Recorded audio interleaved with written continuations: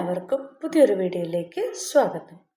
ഇന്ന് നമ്മൾ രണ്ടാം പാദവാർഷിക പരീക്ഷയുടെ ക്ലാസ് 8 8ാം ക്ലാസ്സിൻ്റെ സോഷ്യൽ സയൻസ് ഒരു മോഡൽ ക്വസ്റ്റ്യൻ പേപ്പറാണ് ഞാൻ നിങ്ങളെ പരിചയപ്പെടുത്താനായി ഉദ്ദേശിക്കുന്നത്. അപ്പോൾ ആദ്യമായി ചാനലിലെ വീഡിയോ കാണുന്നവരുണ്ടെങ്കിൽ ചാനൽ ഒന്ന് സബ്സ്ക്രൈബ് ചെയ്യണേ. നമുക്ക് വീഡിയോയിലേക്ക് പോവാം. ആദ്യത്തെ പാർട്ട് 1 നോക്കൂ. ഒരു ക്വസ്റ്റ്യൻ വന്നിരിക്കുന്നത് എന്താണെന്ന് നോക്കൂ. ഒന്നാമത്തെ ക്വസ്റ്റ്യൻ: കാൾ മാർക്സിൻ്റെ സാമ്പത്തിക ശാസ്ത്ര സിദ്ധാന്തങ്ങൾ തൊഴിലാളികൾക്ക് അനുകൂലമാണ്. 2 വസ്തുതകൾ എഴുതുക.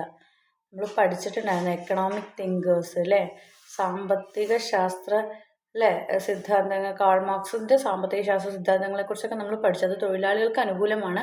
അതിൻ്റെ 2 വസ്തുതകൾ എഴുതാനാണ് നിങ്ങളോട് പറഞ്ഞിരിക്കുന്നത്. താഴെ നിങ്ങൾക്ക് ആൻസർ ഞാൻ കൊടുത്തിട്ടുണ്ട്. നോക്കൂ. ഒന്നെന്താണ്? ഉൽപ്പാദനത്തിൻ്റെ അടിസ്ഥാനം തൊഴിലാളികളുടെ അധ്വാനമാണ്. അപ്പം തൊഴിലാളികളുടെ അധ്വാനത്തിൻ്റെ പ്രതിഫലമാണ് എന്തെന്ന് പറയുന്നത്? ഉൽപ്പന്നത്തിൻ്റെ വില. എന്നാൽ ഇതിൻ്റെ ഒരു ഭാഗം മാത്രം തൊഴിലാളിക്ക് പ്രതിഫലമായി നൽകുകയും ബാക്കി സിംഹഭാഗവും മുതലാളി ലാഭമാക്കി മാറ്റുകയും ചെയ്യുന്നു. ഇതിനെ മിച്ചമൂല്യം എന്ന് വിശേഷിപ്പിക്കുന്നു. ഈ മിച്ചമൂല്യം തൊഴിലാളികൾക്ക് അവകാശപ്പെട്ടതാണ്.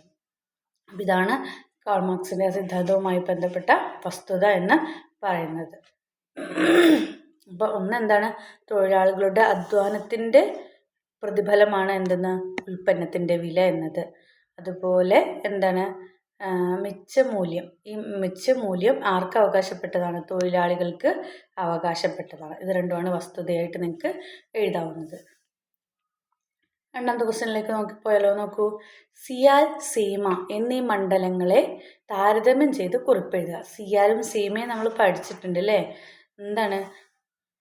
ഭൂവൽക്കത്തിൻ്റെ 2 ഭാഗങ്ങളാണെന്ത്? സിയാൽ, സീമ എന്നിവ. ഭൂവൽക്കത്തിൻ്റെ 2 ഭാഗങ്ങളാണ് സിയാൽ, സീമ എന്നത്. വൻകര ഭൂവൽക്കമാണ്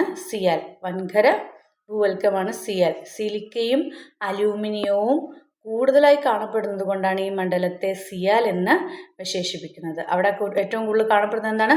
സിലിക്കയും അലൂമിനിയം. അതുകൊണ്ടാണ് അതിനെ എന്തെന്ന് വിളിക്കുന്നത്? സിയാൽ. സിലിക്കയും അലൂമിനിയം കൂടുതലായിട്ട് കാണപ്പെടുന്നത് കൊണ്ടാണ് അതിനെ എന്ത് വിളിക്കുന്നത്? സിയാൽ എന്ന് വിളിക്കുന്നത്.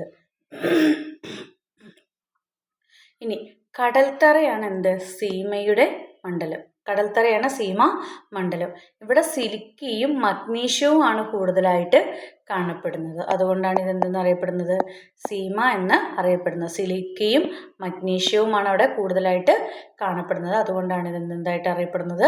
സീമ എന്ന് അറിയപ്പെടുന്നത്. കടൽത്തറയാണ് ഇതിൻ്റെ സീമ മണ്ഡലം എന്ന് പറയുന്നത്. മറ്റത് എന്താണ്? വൻകര ഭൂവൽക്കമാണ് സിയാൽ. ഇത് രണ്ടുമാണ് ഇതിൻ്റെ മെയിൻ തീം എന്ന് പറയുന്നത്. ഓക്കെ അല്ലേ? ഇനി മൂന്നാമത്തെ ക്വസ്റ്റ്യൻ നോക്കൂ. പഴന്തമിഴ് പാട്ടുകളെ അകംപാട്ടുകൾ, പുറംപാട്ടുകൾ എന്നിങ്ങനെ തരംതിരിച്ചിരിക്കുന്നു. ഇവ താരതമ്യം ചെയ്ത് കുറിപ്പെഴുതുക. നോക്കൂ. നമ്മളോട് പറഞ്ഞിട്ടുണ്ട് എന്താണ്? അകംപാട്ടുകൾ വ്യക്തിപരവും കുടുംബപരവുമായ കാര്യങ്ങളെയാണ് പ്രതിപാദിപ്പിക്കുന്നത്. അപ്പം അകംപാട്ടുകൾ എന്താണ്? നമ്മുടെ പേഴ്സണലും ഫാമിലി പരമായിട്ടുമുള്ള കാര്യങ്ങളെ പ്രതിപാദിക്കുന്നു. പുറം പാട്ടുകൾ എന്തിനൊക്കെയാണ്? യുദ്ധം, കച്ചവടം തുടങ്ങിയ കാര്യങ്ങളെയാണ് പ്രതിപാദിക്കുന്നത്. മനസ്സിലായോ? അപ്പം അകംപാട്ടുകൾ എന്താണ്? വ്യക്തിപരവും കുടുംബപരവുമായ കാര്യങ്ങളെ പ്രതിപാദിക്കുന്നു. പുറം പാട്ടുകൾ യുദ്ധം, കച്ചവടം തുടങ്ങിയ കാര്യങ്ങളാണ് പ്രതിപാദിക്കുന്നത്. നാലാമത്തെ ക്വസ്റ്റ്യനിലേക്ക് പോവാം. ഭൗതിക ഭൂപടങ്ങളും സാംസ്കാരിക ഭൂപടങ്ങളും താരതമ്യം ചെയ്ത് കുറിപ്പെഴുതുക. എന്തൊക്കെയാ പറഞ്ഞേ? ഭൗതിക ഭൂപടങ്ങളും സാംസ്കാരിക ഭൂപടങ്ങളും നമ്മൾ പഠിച്ചിട്ടുണ്ട് അല്ലേ.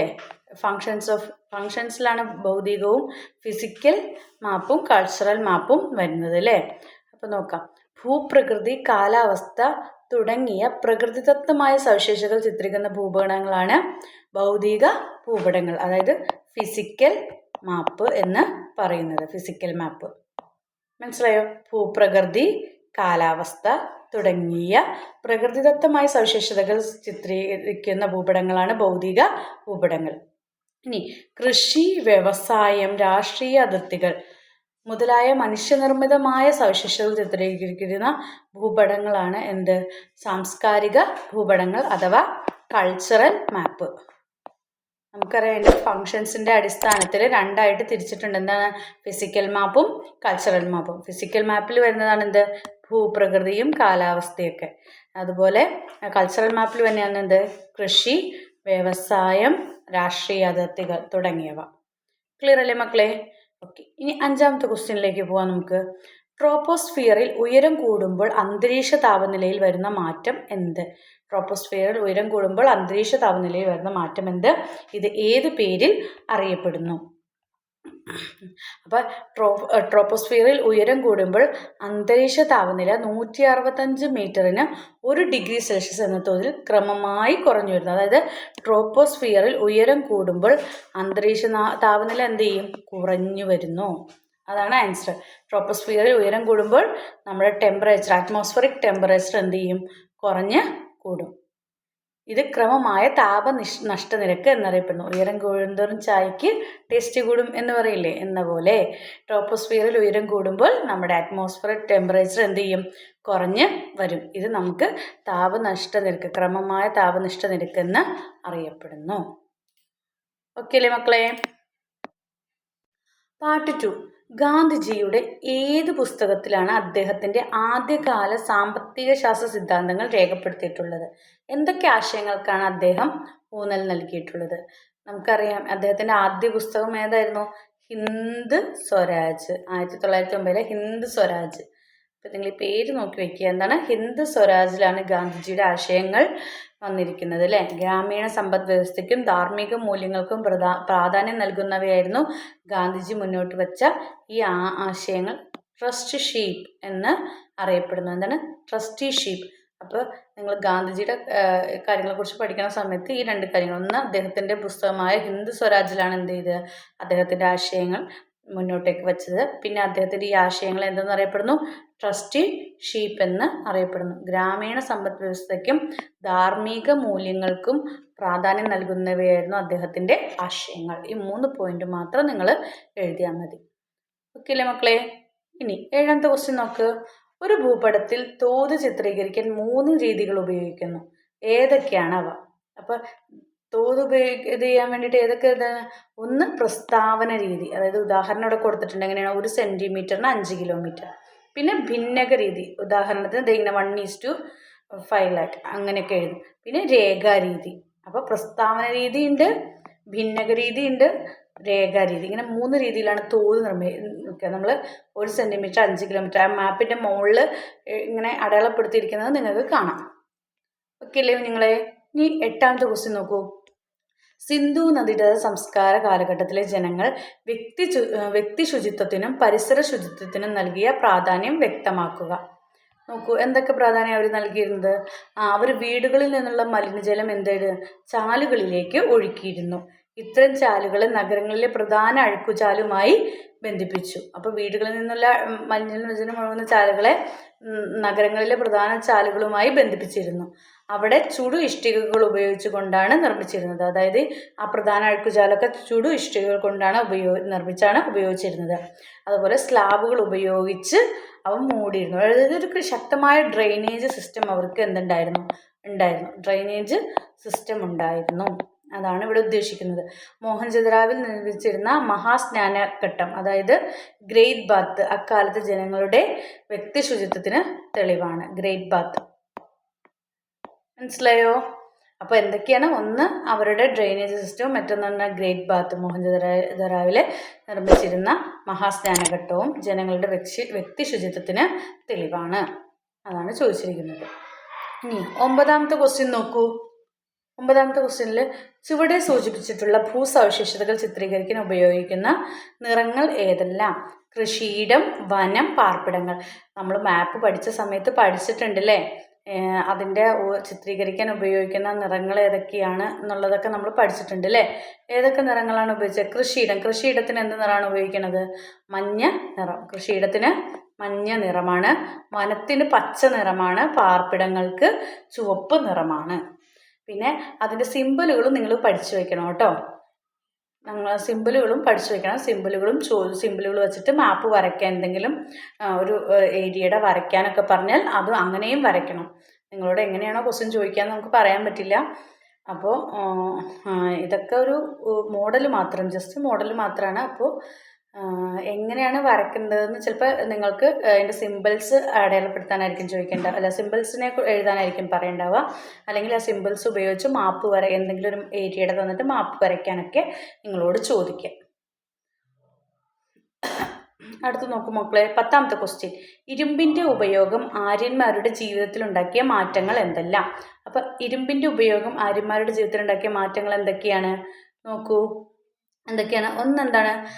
ഗംഗാ സമതലത്തിലെ ആര്യന്മാർ ഇരുമ്പായുധങ്ങൾ ഉപയോഗിച്ചിട്ട് എന്ത് ചെയ്തു? അവർ കാടുകളൊക്കെ വെട്ടി തളിച്ചു. ഇരുമ്പിൻ്റെ കുഴു ഘടിപ്പിച്ച കലപ്പകൾ ഉപയോഗിച്ച് നിലം ഉഴുതുമറിച്ച് കൃഷി ചെയ്തു. കൃഷിയുടെ വ്യാപനത്തോടെ ആര്യന്മാർ സ്ഥിരവാസമുള്ള കർഷക സമൂഹമായി മാറി. അപ്പോൾ ഒന്നെന്താണ്? അവർ ഇരുമ്പായുധങ്ങൾ ഉപയോഗിച്ചിട്ട് എന്ത് ചെയ്തു? കാടുകൾ വെട്ടിത്തളിച്ചു. പിന്നെ അവരെന്ത് ചെയ്തു? നില ഉഴുതുമറിച്ച് കൃഷി ആരംഭിച്ചു. അപ്പോൾ ഇങ്ങനെയാണ്. ഒന്നെന്താ? കാടുകൾ വെട്ടിത്തളിച്ചിട്ട് എന്ത് ചെയ്തു? ഒന്ന് കാടുകളൊക്കെ വെട്ടി തളിച്ചു. പിന്നെന്താണ്? നിലം ഉഴുത് മറിച്ച് കൃഷി ചെയ്തു. നിലം ഉഴുത് മറിച്ച് കൃഷി ചെയ്തു. പിന്നെന്താണ്? പിന്നെ അവർ സെറ്റിൽഡ് ലൈഫ് അല്ലേ, സ്ഥിര താമസമുള്ള ഒരു കർഷക സമൂഹമായിട്ട് മാറി. സ്ഥിരതാമസമാക്കി അല്ലേ. ഓക്കെ, ഇതൊക്കെയാണ് എഴുതേണ്ടത്. ഓക്കെ അല്ലേ മക്കളോ? നെക്സ്റ്റ് 11ാമത്തെ ക്വസ്റ്റ്യൻ നോക്കാം നമുക്ക്. മഹാജനപദാസ് നമ്മൾ പഠിച്ചിട്ടുണ്ടല്ലേ, ഏറ്റവും ശക്തം ഏതായിരുന്നു? മഗധയായിരുന്നു. അപ്പോൾ ഇതൊരു 1 വേർഡ് ക്വസ്റ്റ്യൻ ആയിട്ട് നിങ്ങൾക്ക് ചോദിക്കാം. മഹാജനപദകളിൽ ഏറ്റവും സ്ട്രെങ്ത് ആയിട്ടുള്ളത് ഏതായിരുന്നു? മഗധയായിരുന്നു. അത് 1 വേർഡ് ആയിട്ടും ചോദിക്കാം. മഹാജനപദാസിൽ ഏറ്റവും ശക്തമാരായിരുന്നു? മഗധയായിരുന്നു. ഈ പ്രസ്താവനയ്ക്ക് സാധൂകരണം എഴുതുക. ഇതൊരു 1 വേർഡ് ആയിട്ടും നിങ്ങൾക്ക് ചോദിക്കാൻ പറ്റുന്ന ഒരു ക്വസ്റ്റ്യൻ ആണ്. അപ്പോൾ നിങ്ങൾ നോക്കൂ, എന്തായിരിക്കും? എന്തുകൊണ്ടായിരിക്കും നോക്കൂ. ഒന്ന് എന്താണ്? ഇരുമ്പിൻ്റെ നിക്ഷേപം അല്ലേ. ഇരുമ്പിൻ്റെ നിക്ഷേപം വൻതോതിൽ അവർക്ക് എന്താണ്? ആയുധങ്ങളും കാർഷിക ഉപകരണങ്ങളും നിർമ്മിക്കാൻ വേണ്ടിയിട്ട് സഹായിച്ചു. പിന്നെ ഗംഗയും പോഷക നദികളും, നമ്മൾ പറഞ്ഞു ഗംഗയുടെ തീരത്തായിരുന്നു അല്ലേ മഗധ. അപ്പം ഗംഗയും പോഷക നദികളും എന്താണ്? മഗധയെ ഫലഭൂയിഷ്ടമാക്കി. അപ്പോൾ ഫെർട്ടൈൽ ആയിട്ടുള്ള ഒരു സോയിലായിരുന്നു അവരുടെ അല്ലേ മക്കളെ. ഫെർട്ടൈൽ ആയിട്ടുള്ള സോയിലായിരുന്നു. അതുപോലെ നമ്മുടെ വെപ്പൺസൊക്കെ നിർമ്മിക്കാൻ വേണ്ടിയിട്ട് സഹായിച്ചു. കൃഷിക്ക് വേണ്ടിയിട്ടുള്ള ആയുധങ്ങളും ഉപകരണങ്ങളും ഒക്കെ നിർമ്മിക്കാൻ വേണ്ടി സഹായിച്ചു. പിന്നെ ഗംഗാ സമുദ്രത്തിലെ നിബിഡ വനങ്ങളിലെ മരങ്ങൾ ഉപയോഗിച്ച് വാണിജ്യ ആവശ്യത്തിനുള്ള വലിയ വഞ്ചികൾ നിർമ്മിച്ചു. ട്രാൻസ്പോർട്ടേഷന് വേണ്ടിയിട്ട് അവരെന്ത് ചെയ്തു? വലിയ വലിയ വഞ്ചികളൊക്കെ നിർമ്മിച്ചു. മരങ്ങൾ ഉപയോഗിച്ചിട്ട്. പിന്നെ അവർ യുദ്ധത്തിൽ എന്ത് ചെയ്തു? ആനകളെ ഉപയോഗിച്ചു. ആനകളെ ഉപയോഗിച്ചു. അതുപോലെ വലിയ തോതിലുള്ള കാർഷിക വാണിജ്യ പുരോഗതി നേടി. നദീജല ഗതാഗതം, അതായത് റിവർ ട്രാൻസ്പോർട്ടേഷൻ നടന്നു. നല്ല ശക്തമായ സൈന്യമുണ്ടായിരുന്നു. പിന്നെ ശക്തരായ ഭരണാധികാരികളുണ്ടായിരുന്നു. ഇവയൊക്കെ മഗധയെ മഹാജനപദമാക്കി മാറ്റാൻ വേണ്ടി സഹായിച്ചു. അപ്പോൾ എന്തൊക്കെയാണ് നമ്മൾ പറഞ്ഞത്? ഒന്ന്, അവർക്ക് നല്ല വെപ്പൺസും ആയുധങ്ങളൊക്കെ അല്ലേ, കാർഷിക ഉപകരണങ്ങളും ആയുധങ്ങളൊക്കെ നിർമ്മിക്കാൻ വേണ്ടിയിട്ട് ഇരുമ്പിൻ്റെ നിക്ഷേപം അവരെ ഹെൽപ്പ് ചെയ്തു. പിന്നെ ഗംഗയും ഗംഗയുടെ ട്രിബ്യൂട്ടറീസും പോഷക നദികളും മഗധയെ എന്താണ്ട് ഫലഭൂയിഷ്ടമാക്കി. അതുപോലെ വനങ്ങളിലെ മരങ്ങളൊക്കെ ഉപയോഗിച്ച് അവരെന്ത് ചെയ്തു? വലിയ വഞ്ചികളൊക്കെ നിർമ്മിച്ചു. പിന്നെ അവർ യുദ്ധത്തിൽ ആനകളെ ഉപയോഗിച്ചു. പിന്നെ അവർക്ക് റിവർ ട്രാൻസ്പോർട്ടേഷനും നല്ല ശക്തമായ സൈന്യവും ശക്തരായ ഭരണാധികാരികളൊക്കെ മഗധയെ മഹാജനപദമാക്കി മാറ്റാൻ വേണ്ടിയിട്ട് സഹായിച്ചു. ടെക്സ്റ്റിൽ ഇങ്ങനെ തന്നെ കൊടുത്തിട്ടുണ്ട്. ഇത് നന്നായി പഠിക്കുക കേട്ടോ. ഓക്കെ, ഇനി മാച്ച് ദ ഫോളോയിങ് ആണ് അടുത്തത്. നോക്കൂ, ട്രോപ്പോസ്ഫിയർ എയിലും കൊടുത്തിട്ടുണ്ട്, ബിയിലും കൊടുത്തിട്ടുണ്ട്. Troposphere, ionosphere. സ്ട്രാറ്റോസ്ഫിയർ ഉൽക്കകൾ കത്തിച്ചാരമാകുന്നു. മീസോസ്ഫിയർ ഓസോൺ വാതക പാളി. തെർമോസ്ഫിയർ ക്രമമായ താപനഷ്ട നിരക്ക്. നോക്കൂ എങ്ങനെയാണ് മാച്ച് ചെയ്യുക. ട്രോപ്പോസ്ഫിയർ എന്ന് പറഞ്ഞാൽ ക്രമമായ താപനഷ്ട നിരക്ക്. നമ്മൾ മുമ്പ് മുകളിൽ പറഞ്ഞു അല്ലേ. ട്രോപ്പോസ്ഫിയറിൻ്റെ മുകളിലേക്ക് പോകുന്തോറും എന്ത് ചെയ്യും? അന്തരീക്ഷ താപനില കുറയും. സ്ട്രാറ്റോസ്ഫിയർ എന്താണ്? ഓസോൺ വാതക പാളിയാണ് എന്തെന്ന് പറയുന്നത്? സ്ട്രാറ്റോസ്ഫിയർ ഓസോൺ ഗ്യാസിന്റെ ലെയർ ആണല്ലേ. മീസോസ്ഫിയർ എന്ന് പറയുന്നത് ഉൽക്കകൾ കത്തി ചാരമാകുന്നു. തെർമോസ്ഫിയറോ അയണോസ്ഫിയർ. ഇങ്ങനെയാണ് നിങ്ങൾ മാച്ച് ചെയ്യേണ്ടത്. ഓക്കെ, നെക്സ്റ്റ് ക്വസ്റ്റ്യൻ നോക്കൂ മക്കളെ. ചോർച്ചാ സിദ്ധാന്തം അനുസരിച്ച് ഇന്ത്യൻ സമ്പത്തിന്റെ ചോർച്ചയ്ക്കുള്ള കാരണങ്ങൾ എന്തെല്ലാം? എന്തൊക്കെ കാരണങ്ങൾ കൊണ്ടാണ്? ഒന്നെന്താണ് ചോർച്ചാ സിദ്ധാന്തം ഇന്ത്യയിൽ ജോലി ചെയ്തിരുന്ന ബ്രിട്ടീഷ് ഉദ്യോഗസ്ഥ ഡ്രെയിൻ തിയറിയാണ് ഉദ്ദേശിക്കുന്നത്. ഇന്ത്യയിൽ ജോലി ചെയ്തിരുന്ന ബ്രിട്ടീഷ് ഉദ്യോഗസ്ഥർക്ക് ഉയർന്ന ശമ്പളം നൽകിയത്. ഇന്ത്യയിലെ അസംസ്കൃത വസ്തുക്കൾ തുച്ഛമായ വില നൽകി ശേഖരിച്ച് അതുകൊണ്ടുണ്ടാക്കിയ ഉൽപ്പന്നങ്ങൾ കൂടിയ വിലയ്ക്ക് ഇന്ത്യൻ കമ്പോളത്തിൽ തന്നെ വിറ്റഴിച്ചത്. ബ്രിട്ടന്റെ സാമ്രാജ്യത്വ വികസനത്തിന് വേണ്ടി ഇന്ത്യൻ സമ്പത്ത് കൊള്ളയടിച്ചത്. ബ്രിട്ടന്റെ സാമ്രാജ്യത്വ വികസനത്തിന് വേണ്ടി ഇന്ത്യൻ സമ്പത്ത്. ഇത് ഡ്രെയിൻ തിയറിയാണ്. എന്താണ് ഡ്രെയിൻ തിയറി? ഡ്രെയിൻ തിയറി ആരുടെയാണ്? ദാദാബായ് നവറോജി അല്ലേ? ദാദാബായ് നവറോജി. ഡ്രെയിൻ തിയറി ആരുടെയാണ്? ദാദാബായ് നവറോജി. അതൊക്കെ വൺ വേർഡ് ആയിട്ട് ചോദിക്കാം. Drain theory ആരുടെയാണ്?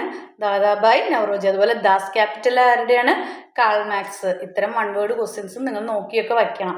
ഓക്കെ, അപ്പോൾ എന്തായിരുന്നു ഡ്രെയിൻ തിയറി? അതായത് ചോർച്ച സിദ്ധാന്തത്തിൽ പറയുന്ന ഒന്ന് എന്താണ്? ഇന്ത്യയിൽ ജോലി ചെയ്ത ബ്രിട്ടീഷ് ഉദ്യോഗസ്ഥർക്ക് എന്ത് ചെയ്തു? അവർക്ക് ഉയർന്ന ശമ്പളം കൊടുത്തിരുന്നു. നമ്മുടെ നികുതി എടുത്തിട്ട് അവർക്ക് എന്ത് ചെയ്തു? ഉയർന്ന ശമ്പളം കൊടുത്തിരുന്നു.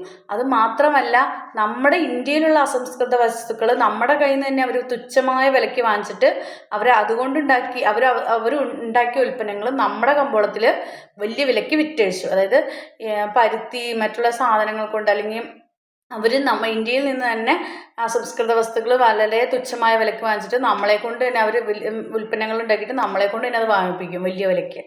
മനസ്സിലായോ? പിന്നെ ബ്രിട്ടന്റെ സാമ്രാജ്യത്വ വികസനത്തിന് വേണ്ടി ഇന്ത്യൻ സമ്പത്ത് കൊള്ളയടിച്ചു. ഇതൊക്കെയാണ് ചോർച്ച സിദ്ധാന്തത്തിന്റെ കാരണം. മനസ്സിലായല്ലോ? നെക്സ്റ്റ് എന്താണെന്ന് നോക്കൂ മക്കളെ. പ്രാചീന തമിഴകത്തെ സാമൂഹ്യ ജീവിതം തിണകളുമായി ബന്ധപ്പെട്ടിരിക്കുന്നു. പ്രസ്താവനയ്ക്ക് സാധൂകരണം എഴുതുക. അതായത് ആൻഷ്യൻ തമിഴകം അല്ലേ, നമ്മൾ പഠിച്ചിരുന്നു ആൻഷ്യൻ തമിഴകത്തെ കുറിച്ച് അല്ലേ. അപ്പോൾ ആൻഷ്യൻ തമിഴകത്തെ, അതായത് പ്രാചീന തമിഴകത്തെ സാമൂഹ്യ ജീവിതം തിണകളുമായി ബന്ധപ്പെട്ടിരിക്കുന്നു. അപ്പോൾ ഏതൊക്കെ തിണകളാണ്? നമ്മൾ തിണകളെ കുറിച്ചൊക്കെ പഠിച്ചിരുന്നു അല്ലേ. ഏതൊക്കെയാണ്? കാടും മലയും നിറഞ്ഞ കുറിഞ്ചിയിലെ ജനങ്ങൾ വനവിഭവങ്ങൾ ശേഖരിച്ചും വേട്ടയാടിയുമാണ് ജീവിച്ചിരുന്നത്. അപ്പൊ ആരൊക്കെയാണ്? ഒരു കുറിഞ്ചി. അടുത്തത് ഏതാണ്? അവരെങ്ങനെ ജീവിച്ചിരുന്നേ? വനവിഭവങ്ങൾ ശേഖരിച്ചും വേട്ടയാടിയും. ഇനി പുൽമേടുകളായിരുന്ന മുല്ലൈ. അടുത്തതാണ് മുല്ലൈ. അപ്പോൾ ഒന്നേതാണ്? കുറിഞ്ചി. രണ്ടേതാണ്? മുല്ലൈ. അവരെങ്ങനെ ജീവിച്ചിരുന്നേ? ജനങ്ങളുടെ മുഖ്യ തൊഴിൽ കന്നുകാലി വളർത്തലായിരുന്നു. അപ്പോൾ മുല്ലൈക്കാരുടെ മുഖ്യ തൊഴിൽ എന്തായിരുന്നു? കന്നുകാലി വളർത്തലായിരുന്നു. മുല്ലൈക്കാരുടെ മെയിൻ ജോലി എന്ന് പറയുന്നത് കന്നുകാലി വളർത്തലായിരുന്നു. കാലി സമ്പത്ത് വർദ്ധിപ്പിക്കുന്നതിന് കന്നുകാലികളെ പിടിച്ചെടുക്കുന്ന സമ്പ്രദായം നിലനിന്നിരുന്നു. ഇത് വെച്ചി എന്നറിയപ്പെട്ടിരുന്നു. കന്നുകാലികളെ പിടിച്ചെടുക്കുന്ന സമ്പ്രദായം എന്നറിയപ്പെടുന്നത് വെച്ചി എന്ന് അറിയപ്പെട്ടിരുന്നു. വരണ്ട പ്രദേശമായ പാലൈ. അടുത്തത് ഏതാണ്? പാലൈ. അപ്പോൾ ഏതൊക്കെയാണ്? കുറിഞ്ചി, മുല്ലൈ, പാലൈ. കുറിഞ്ചി, മുല്ലൈ, പാലൈ. കുറിഞ്ചി ആരാണ്? വനവിഭവങ്ങൾ ശേഖരിച്ചും വേട്ടയാടിയുമാണ് അവർ ജീവിച്ചിരുന്നത്. മുല്ലയിലെ ജനങ്ങൾ എന്താണ്? കന്നുകാലി വളർത്തലായിരുന്നു അവരുടെ തൊഴിൽ. അത് വെച്ചി എന്ന്, പിന്നെ അവർ കന്നുകാലികളെ പിടിച്ചെടുക്കുന്ന സമ്പ്രദായം ഉണ്ടെന്നത് എന്തെന്നറിയപ്പെട്ടു? വെച്ചി എന്നറിയപ്പെട്ടു. അടുത്തതാരാണ്? വരണ്ട പ്രദേശമായ പാലൈ. അടുത്തതാണ്? പാലൈ നിലത്തുകാരായിരുന്നു. അവർ കന്നുകാലി കവർച്ചയിൽ പ്രധാനമായും ഏർപ്പെട്ടിരുന്നവരായിരുന്നു. കന്നുകാലി കവർച്ചയിലാണ് അവർ പ്രധാനമായും ഏർപ്പെട്ടിരുന്നത്. പിന്നെ നെല്ല്, കരിമ്പ് തുടങ്ങിയവ കൃഷി ചെയ്യുന്ന വയൽ പ്രദേശങ്ങളായിരുന്നു മരുതം. അപ്പം നെല്ല്, കരിമ്പൊക്കെ കൃഷി ചെയ്തിരുന്ന വയൽ പ്രദേശങ്ങളായിരുന്നു ഇത് മരുതം എന്ന് അറിയപ്പെടുന്നത്. അക്കാലത്തെ കർഷകർ ഇരുമ്പ് കൊണ്ടുള്ള കൊഴുനാക്ക് ഘടിപ്പിച്ച കലപ്പ ഉപയോഗിച്ചിരുന്നു. അപ്പോൾ അവർ ഉപയോഗിച്ചിരുന്ന ഒരു ആയുധമാണെന്ന് എന്ത്? കലപ്പ എന്ന് പറയുന്നതിന് അതിന് തെളിവുണ്ട്. പിന്നെ മത്സ്യബന്ധനവും ഉപ്പ് നിർമ്മാണവുമായിരുന്നു നെയ്തലിലെ ജനങ്ങൾ. അപ്പൊ ഏതാണ് ഇവർക്കിടെ? ഏതാണ്? നെയ്തൽ അല്ലേ. നെയ്തലിലെ എന്താണ്? ഉപ്പ് നിർമ്മാണവും മത്സ്യബന്ധനവും നെയ്തലിലെ ജനങ്ങളുടെ പ്രധാന തൊഴിൽ. വലിയ ഉപ്പളങ്ങളിൽ കടൽ വെള്ളം സൂര്യപ്രകാശത്തിന്റെ സഹായത്താൽ വറ്റിച്ചാണ് അവർ ഉപ്പ് ഉൽപ്പാദിപ്പിച്ചിരുന്നത്. അപ്പൊ ആരൊക്കെയായിരുന്നു? കുറിഞ്ചി, മുല്ലൈ, പിന്നെന്താണ്? പാലൈ, മരുതം, നെയ്തൽ. ഇതൊക്കെയായിരുന്നു. കുറിഞ്ചി എന്താണ്? വനവിഭവങ്ങൾ ശേഖരിച്ചും വേട്ടയാടിയിട്ടാണ് അവർ ജീവിച്ചിരുന്നത്. മുല്ലൈ കന്നുകാലികളെ വളർത്തലായിരുന്നു. ഈ കന്നുകാലികളെ വർദ്ധിപ്പിക്കുന്നതിന് കന്നുകാലികളെ പിടിച്ചെടുക്കുന്ന സമ്പ്രദായം വെച്ചി എന്നറിയപ്പെട്ടു. മൂന്നാമത്തേതാണ് പാലൈ. ഇവര് വരണ്ട പ്രദേശമായിരുന്നു ഇവരുടെ അല്ലേ. വരണ്ട പ്രദേശമായ പാലൈ നിലത്തുകാരായിരുന്നു. ഇവർക്ക് കന്നുകാലി കവർച്ചയാണ് പ്രധാനമായിട്ടുണ്ടായിരുന്നത്. പിന്നെ അടുത്തത് മരുതം. നെല്ല്, കരിമ്പ് തുടങ്ങിയവ കൃഷി ചെയ്യുന്ന വയൽ പ്രദേശങ്ങളായിരുന്നു മരുതം. അടുത്തത് എന്താണ്? മത്സ്യബന്ധനവും ഉപ്പ് നിർമ്മാണവുമായി ഉണ്ടായിരുന്ന തീരപ്രദേശമാണ് എന്തെന്ന് അറിയപ്പെടുന്നത്? നെയ്തൽ എന്ന് അറിയപ്പെടുന്നത്. അപ്പം കുറിഞ്ചി, മുല്ലൈ, പാലൈ, മരുതം, നെയ്തൽ, ഇതിനെക്കുറിച്ചാണ് എഴുതേണ്ടത്. കുറിഞ്ചി, മുല്ലൈ, മരുതം, പാലൈ, നെയ്തൽ. ഓക്കെ അല്ലേ കുഞ്ഞുങ്ങളെ? നെക്സ്റ്റ്, അൾട്രാ വയലറ്റ് കിരണങ്ങൾ സൃഷ്ടിക്കുന്ന ദോഷങ്ങൾ എന്തെല്ലാം? അൾട്രാ വയലറ്റ് കിരണങ്ങൾ സൃഷ്ടിക്കുന്ന ദോഷങ്ങൾ എന്തെല്ലാം വിശദീകരിക്കുക. നമുക്കറിയാം അല്ലേ, അൾട്രാ വയലറ്റ് UV റേ അല്ലേ, UV ray ultra violet rays ഉണ്ടാകുന്ന വ്യത്യാസങ്ങൾ എന്തൊക്കെയാണ്? ഒന്നെന്താണ്? കാലാവസ്ഥയിലാണ്, നമ്മുടെ ക്ലൈമറ്റ് ചേഞ്ച് ഉണ്ടാകുന്നു അല്ലേ, ക്ലൈമറ്റ് ചേഞ്ച് ഉണ്ടാകുന്നു, കാലാവസ്ഥയിൽ മാറ്റം ഉണ്ടാകുന്നു, ക്ലൈമറ്റ് ചേഞ്ച് ഉണ്ടാകുന്നു. രണ്ടാമത്തെ എന്താണ്? ആഹാര ശൃംഖലയുടെ തകർച്ചയ്ക്ക് കാരണമാകുന്നു, നമ്മുടെ ഫുഡ് ചെയിൻ തകരൂ അല്ലേ, ഫുഡ് ചെയിൻ്റെ തകർച്ചയ്ക്ക് കാരണമാകുന്നു. പിന്നെന്താണ്? കൃഷിയുടെ നാശത്തിന് കാരണമാകുന്നു, കൃഷിയൊക്കെ നശിച്ചു പോവും. പിന്നെ സസ്യവളർച്ച മുരടിക്കുന്നു അല്ലേ. പിന്നെ അകാല വാർദ്ധക്യം, അന്ധത, നിശാതിമിരം, തൊലിപ്പുറത്തുണ്ടാകുന്ന ക്യാൻസർ എന്നിവയ്ക്കും കാരണമാകുന്നു. നമ്മൾ പറയണില്ലേ, അമിതമായ ചൂടേറ്റ് അത് എന്താണ്, സ്കിൻ ക്യാൻസർ ഉണ്ടാക്കും എന്നൊക്കെ പറയും അല്ലേ. അപ്പോൾ നമ്മൾ പെട്ടെന്നുള്ള അകാല വാർദ്ധക്യം, അന്ധത, നിശാതിമിരം, തൊലിപ്പുറത്തുണ്ടാകുന്ന ക്യാൻസർ എന്നിവയ്ക്കും കാരണമാകുന്നു ultraviolet rays, UV rays, ultraviolet രശ്മികൾ. അടുത്ത ക്വസ്റ്റ്യൻ എന്താണെന്ന് നോക്കൂ മക്കളെ. 16ാമത്തെ ക്വസ്റ്റ്യൻ. മൗര്യ സാമ്രാജ്യത്തിലെ സാമ്പത്തിക പ്രവർത്തനങ്ങളെ ഭരണകൂടം ഏതൊക്കെ വിധത്തിലാണ് നിയന്ത്രിച്ചിരുന്നത്? ഒന്ന്, അവരെന്താണ്, കീഴടക്കിയ പ്രദേശങ്ങളിൽ ചക്രവർത്തിയുടെ നിയന്ത്രണത്തിൽ എന്ത് ചെയ്തു? കീഴടക്കിയ പ്രദേശങ്ങളിൽ ചക്രവർത്തിയുടെ നിയന്ത്രണത്തിൽ അവർ കൃഷി ആരംഭിച്ചു. പിന്നെ കാർഷിക പുരോഗതിക്കായി ചക്രവർത്തിമാർ ജലസേചന സൗകര്യങ്ങൾ ഒരുക്കി. പിന്നെന്താണ്? ജലസേചന സൗകര്യങ്ങൾ ഒരുക്കി. ഒന്നെന്താണ്? ചക്രവർത്തിമാരുടെ നിയന്ത്രണത്തിലാണ് എന്ത് ചെയ്തത്? അവർ കൃഷി ആരംഭിച്ചത്. പിന്നെ കൃഷിയുടെ പുരോഗതിക്കായിട്ട് എന്ത് ചെയ്തു? ചക്രവർത്തിമാർ സൗകര്യങ്ങളൊക്കെ. അപ്പം നിങ്ങൾ പോയിന്റ് എഴുതിയാൽ മതി. ചക്രവർത്തിയുടെ നിയന്ത്രണത്തിൽ കൃഷി ആരംഭിച്ചു, ചക്രവർത്തിമാർ സേചന സൗകര്യങ്ങൾ ഒരുക്കി. പിന്നെ എന്താണ്? കൃഷിയുടെയും ഗ്രാമങ്ങളുടെയും വളർച്ച കച്ചവട പുരോഗതിക്ക് കാരണമായി. എന്താണ്? കൃഷി വളർന്നപ്പോൾ ഗ്രാമങ്ങൾ സെറ്റിൽഡ് ലൈഫ് വന്നു അല്ലേ. സെറ്റിൽഡ് ലൈഫും കൂടെ വന്നപ്പോൾ അവരെന്താണ്? കച്ചവട പുരോഗതി ഉണ്ടായി അവിടെ. അപ്പോൾ കൃഷിയും ഗ്രാമങ്ങളുടെയും വളർച്ച എന്താണ്? കച്ചവട പുരോഗതിക്ക് കാരണമായി. പിന്നെ കച്ചവടത്തിന്റെ പുരോഗതിക്കായി ചക്രവർത്തിമാർ നിരവധി പാതകൾ നിർമ്മിക്കുക, അതായത് റോഡുകൾ നിർമ്മിക്കുകയും പാതയ്ക്ക് ഇരുവശവും വൃക്ഷങ്ങൾ വച്ചു പിടിപ്പിക്കുകയും സാധനങ്ങൾ ഇറക്കി വയ്ക്കാൻ അത്താണികൾ നിർമ്മിക്കുകയും ചെയ്തു. അതായത് നമ്മുടെ കച്ചവടം പുരോഗമിക്കാൻ വേണ്ടിയിട്ട് ട്രാൻസ്പോർട്ടേഷന് ആവശ്യമായി വന്നു. അപ്പോൾ നിരവധി റോഡുകൾ നിർമ്മിച്ചു, അതിന് രണ്ട് വശത്തും എന്താണ്, വൃക്ഷങ്ങളൊക്കെ വച്ച് പിടിപ്പിക്കുകയും ചെയ്തു. പിന്നെ വൈശാലി, കപിലവസ്തു, പാടലിപുത്രം തുടങ്ങിയ നഗരങ്ങളെ വിദൂര ദേശങ്ങളുമായി ബന്ധിപ്പിക്കുന്ന പാതകൾ നിർമ്മിച്ചു. ഇത് മറ്റു പ്രദേശങ്ങളുമായി വ്യാപാര ബന്ധം സ്ഥാപിക്കാൻ വേണ്ടി സഹായകമായി. അപ്പോൾ ഇത്രയൊക്കെയാണ് മക്കളെ ക്വസ്റ്റ്യൻസ്. ഇതൊരു മോഡൽ ക്വസ്റ്റ്യൻ പേപ്പർ മാത്രമാണ്. നന്നായി പഠിക്കുക എല്ലാവരും, എക്സാം നന്നായിട്ട് എഴുതുക. അപ്പോൾ എല്ലാവർക്കും ഓൾ ദ ബെസ്റ്റ്. പിന്നെ ചാനൽ ആദ്യമായി കാണുന്നവരുണ്ടെങ്കിൽ ചാനലൊന്ന് സബ്സ്ക്രൈബ് ചെയ്യാൻ മറക്കാതിരിക്കുക. അപ്പോൾ then see you again. Thank you.